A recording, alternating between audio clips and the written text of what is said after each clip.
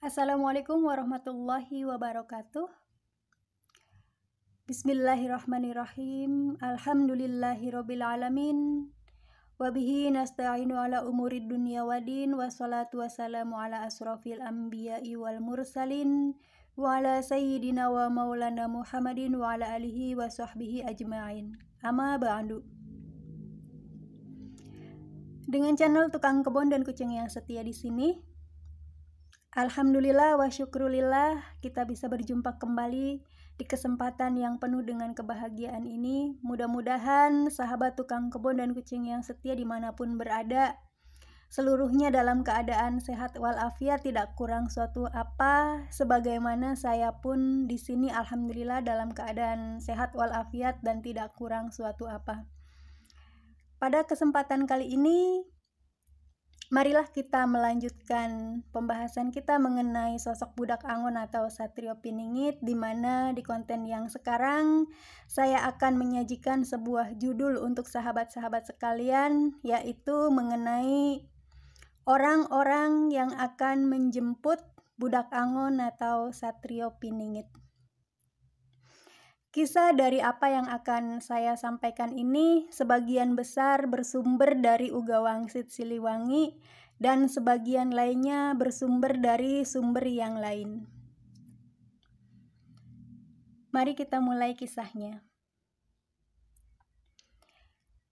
Dikisahkan di dalam Uga Wangsit Siliwangi bahwa beliau Prabu Siliwangi ketika mundur dari kejaran orang-orang yang menginginkannya, beliau disertai oleh sepasukan manusia, di mana pada akhirnya pasukan tersebut diberikan pilihan oleh beliau Prabu Siliwangi untuk memisahkan diri dan menentukan nasib hidupnya masing-masing, yaitu agar mereka memisahkan diri ke arah 4 penjuru mata angin, ke arah barat, ke arah timur, ke arah utara, dan ke arah selatan. Siapakah pasukan-pasukan tersebut?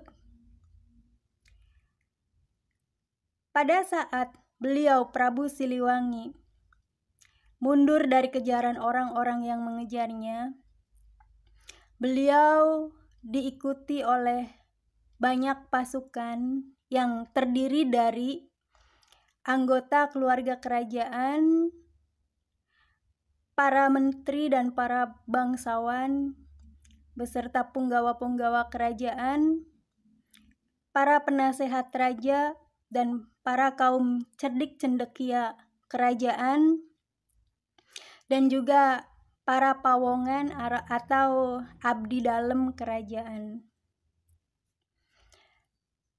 Dari antara pasukan-pasukan tersebut, ada sebuah pasukan yang kemudian diberi mandat oleh beliau Prabu Siliwangi agar mencari dan menjemput sosok budak Angon atau Satrio Piningit kelak di suatu masa, yaitu insya Allah pada saat sekarang ini.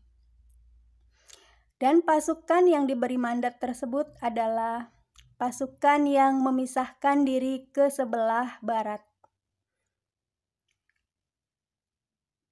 Beliau Prabu Siliwangi memerintahkan,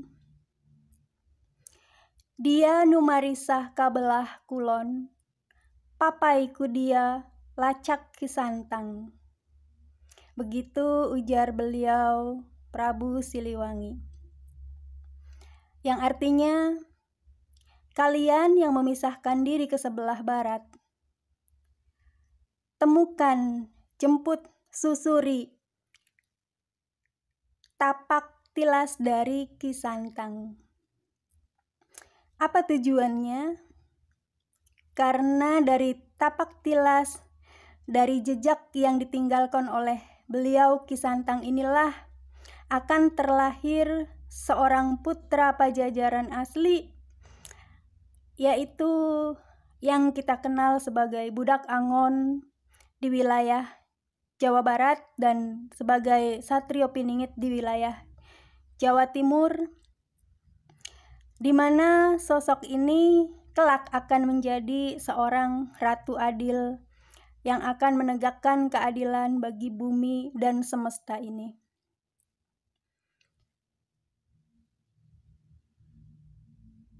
Pasukan yang kesebelah barat. Jika kita pertanyakan terdiri dari siapakah beliau-beliau itu, maka beliau-beliau itu adalah pasukan dari para penasehat raja dan kaum cerdik cendekia kerajaan. Mengapa beliau memisahkan diri ke sebelah barat? Karena beliau layaknya sebagai penasehat dan layaknya sebagai orang-orang dan golongan atau kaum cerdik cendekia yang memiliki keilmuan yang sangat tinggi, tidak boleh untuk memihak kepada siapapun. Maka pada saat beliau Prabu Siliwangi memberikan kesempatan dan pilihan agar memisahkan diri, beliau Prabu Siliwangi mengatakan,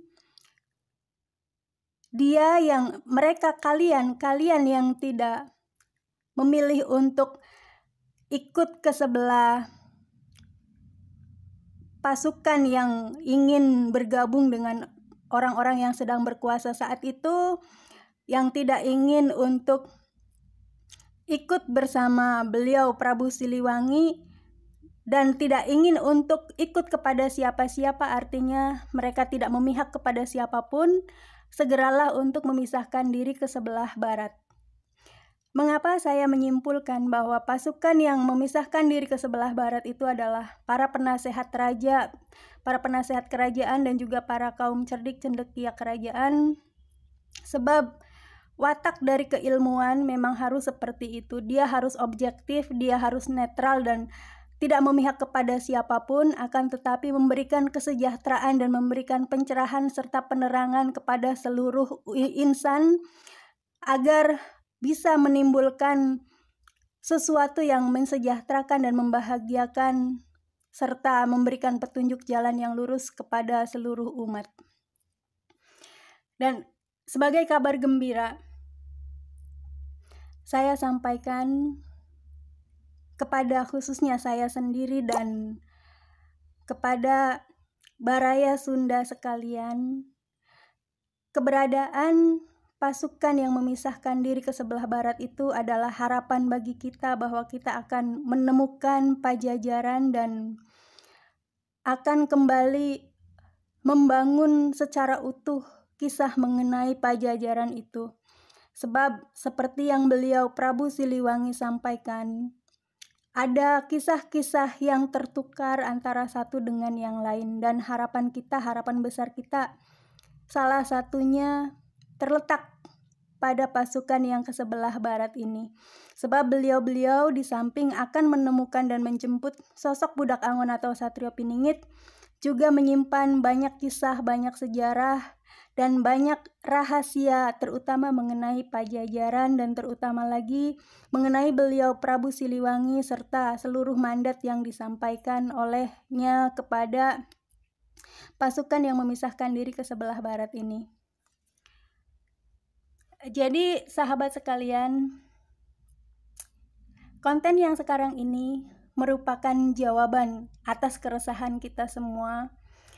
Janganlah kita berputus asa, janganlah kita bingung mengenai sosok budak Angon atau Satrio Piningit, karena banyak sekali orang yang mengaku, banyak sekali orang yang diaku-aku, bahkan banyak sekali orang yang tanpa malu-malu memunculkan diri serta memunculkan diri orang lain, di mana sosok tersebut kemudian menyatakan tentang budak Angon atau Satrio Piningit ini.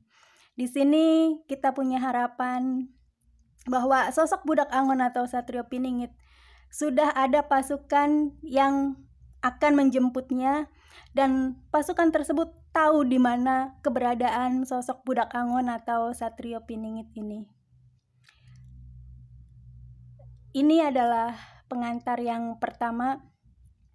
Insya Allah akan saya lanjutkan untuk lebih memberikan informasi lagi, informasi yang mendetail mengenai pasukan yang ke sebelah barat ini dan bagaimana beliau